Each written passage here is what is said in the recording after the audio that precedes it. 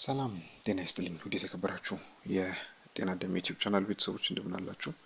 በዛሬው ቪዲዮአችን እንደዚሁ ሌላ የእናንተን ጥያቄ ምላሽ ይዘን መተናል ማለት ነው። አብዛኞቻችሁ እየጠየቃችሁን ስለሆነ ለሁላችሁም በኮሜንት መመለስ አስቸጋሪ ሆኖ ስላገኘሁት ነው ይህን ቪዲዮ እየሰራሁላችሁ ያለሁት ማለት ነው። እንግዲህ ጥያቄው የመድኃኒት ውርጃ መሀን ያደርጋል ወይ የሚለውን ሲሆን ይህንን በተመለከተ አጠር ያለ ማብራሪያ እንሰጣለን ማለት ነው። ከዛ በፊት ግን የምንሰራቸው ቪዲዮዎች ለትምህርታዊ ፐርፐዝ እንጂ ሌላ አይነት አላማ የላቸውም። ስለዚህ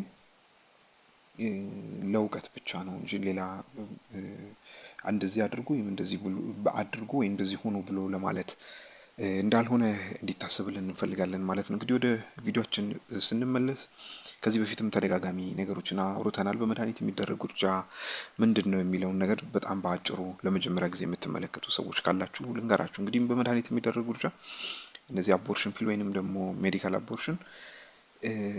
አቦርሽን ፒል በሚባሉት ለውርጃ በምንጠቀማቸው ሁለት መድኃኒቶች የሚደረግ ውርጃ ሲሆን አንደኛው እንደዚሁ ጽንስ እድገት እንዳይኖረው የሚያደርገው ነው ሲሆን ሁለተኛው ደግሞ በደም መልክ ከማህፀን እንዲወጣ የሚያደርግ ነው ማለት ነው። እንግዲህ እንደዚህ በሚደረጉ ሰዓታት ብዙ የሆኑ ሴቲቷ ላይ የሚያመጡት የጎንዮሽ ጉዳቶች አሉ።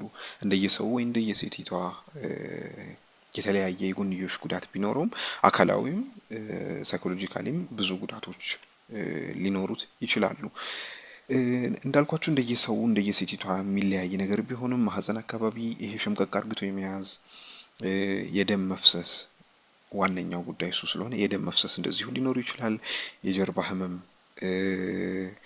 ከዚሁ ከመድኃኒቱ የጎንዮሽ ጉዳት የሚጠቀስ ሲሆን ቁርጠትም እንደዚሁ ይስተዋላል ማለት ነው። ሌላኛው የመገጣጠሚያ ህመም ሊኖር ይችላል።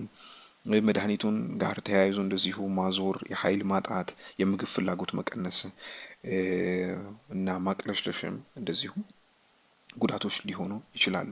ሌላኛው ይሄ ማስመለስ እንደዚሁ ምናልባትም በዚህን ጊዜ ሊታይ ይችላል ማለት ነው። ሌላኛው ሁላችሁም እዚች ጋር እየተጠየቀ ያለው ይሄ ዘለቄታዊ ጉዳት አለው ወይ ወይንም ደግሞ ይሄ በመድኃኒት የሚደረግ ውርጃ መሀን ያደርጋል ወይ የሚለው ጥያቄን ስንመልስ እንግዲህ መሀን አያደርግም። በተለያዩ ቦታዎች ወይንም ጊዜዎች የተደረጉ ጥናቶች እንደሚያሳዩት ከሆነ የመድኃኒት የሚደረግ ውርጃ ዘላቂ የሆነ ጉዳት ወይንም ደግሞ መሀንነትን አያስከትልም ማለት ነው።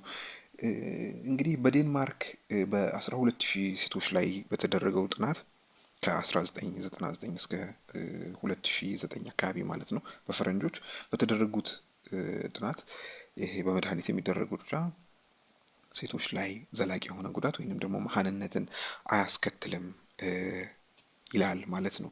እንግዲህ እዚህ ድረስ ስለተከታተላችሁኝ በጣም አመሰግናለሁ። ሌሎች ጥያቄዎች እንደዚሁ ካሏችሁ ኮሜንት ላይ ማስቀመጥ ትችላላችሁ።